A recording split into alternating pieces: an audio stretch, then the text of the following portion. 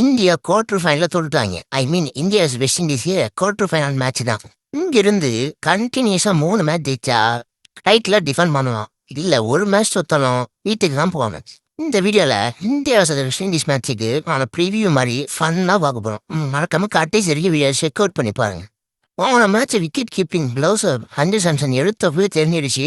இதுக்கு இந்த டோர்னமெண்ட் முடிகிற வரைக்கும் சஞ்சு சாம்சனை வச்சு தான் இவங்க போக போறாங்க. நேற்று சஞ்சு சாம்சனும் அதே மாதிரி ஃபர்ஸ்ட் பேட்டிங்க போன மேட்ச் செம்மையாவே ஆடினாரு. 24 ரன்ஸ் அடிச்சாரு. இதெல்லாம் என்ன செம ஸ்டார்ட் அப்படின்னு கேட்காதீங்க. நல்லா தான் ஆடினாரு. ஸோ டெஃபினட்டா இந்த 3 மேட்ச் இருக்க மேட்ச்ல டெஃபினட்டா ஒரு பெரிய நாக் அவுட்னு நான் எதிர்பார்க்குறேன். அபிஷேக் சர்மா மாமுக்கு திரும்ப வந்தாருன்னா அவெல்லாம் அடிச்சு நொறுக்கிடுவாரு. கிஷன் வழக்கம் போல வந்துட்டாருன்னா ஒரு 30 ரன்ல சாலிடா பேட்டிங் இறங்கி வேற மாதிரி ஆடிட்டு இருக்காரு அவரும். அப்புறம் சூரியகுமார் யாதவும் ஒரு மாதிரி நல்ல ஃபார்ம்ல தான் இருக்காரு. முன்னாடி திலக்கு வரணும் போன மேட்ச் ஒரு அடி அடித்தான் பாருந்தேன். வளர்க்கவே மாட்டான். அது அவனோட பிளேஸும் கிடையாது. திடீர்னு நம்பர் 6ல இறக்கி விட்டு அடினாலும் வேற மாதிரி கீச்சு எடுத்துறான் மேட்ச்சு.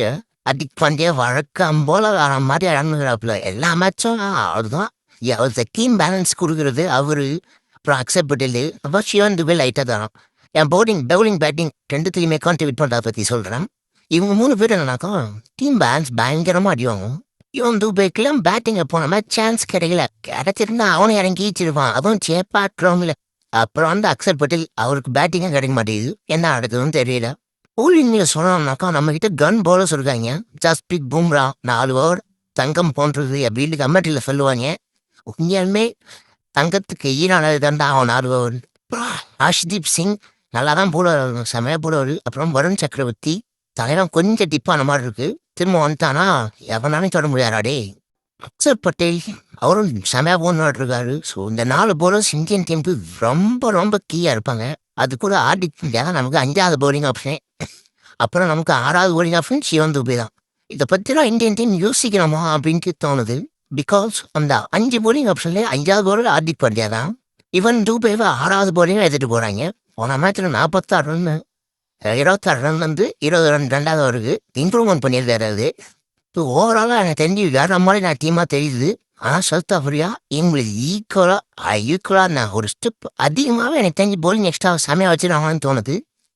எஸ்பி பும்ராவுக்கு ஈடு கொடுக்க தான் ஆள் இல்லை அந்த டீமில். மற்றபடி அவங்க டீம் எனக்கு தெரிஞ்சு இன்னும் வேற மாதிரி இது.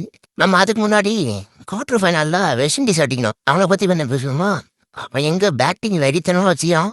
பவுலிங் எனக்கு அவ்வளோ பெருசாக தெரில. அக்கிலேஸ் இவங்களும் வந்தானா மேபி பவர் பில்ல கொஞ்சம் ஆனால் த்ரெட்டு கொடுப்பானான்னு தெரில. பேட்டிங்க ஓப்பனர் 2 பேரும் கூட விட்டுருங்க. நின்று ஆடுவாங்க. அதுக்கப்புறம் வரானுங்க பாரு. Hetmyer, Rovman Powell, Ruther, Romario Shepherd, Jason Holder உனக்கு பேராக கேட்டாலே எங்கெங்கேயோ தூக்கி அடிக்கிற மாதிரி இருக்கு பந்து. என் மைண்ட் வாய்ஸ் என்னன்னாக்கா யாரா நீங்களா இப்படி ஆடி நிற்கிறீங்க அப்படின்ட்டு. பட் நம்மகிட்ட ஸ்பென்னு பவுலிங் செமையான பவுலிங் அட்டாக் இருக்கு. எனக்கு தெரிஞ்சு ஈடன் கார்டன்ஸில் தூக்கிலாம் நினைக்கிறான்.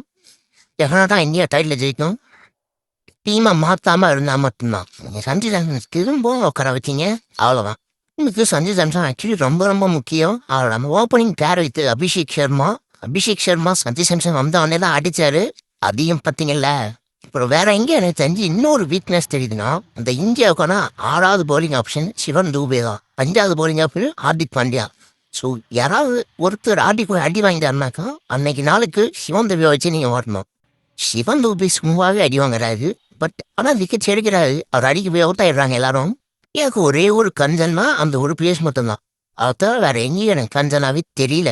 நீங்கள் சொல்லுங்க மறக்காம கமெண்ட்ல என்னெல்லாம் பெரிய கஞ்சனா இந்தியாவுக்கு இருக்கும். இந்தியா வெஸ்ட் இண்டீஸ் மேட்ச்ல யார் ஜெயிப்பா கமெண்ட்டை சொல்லிட்டு சப்ஸ்கிரைப் பண்ண மட்டும் தட்டி விட்டு போயிடுறேன்.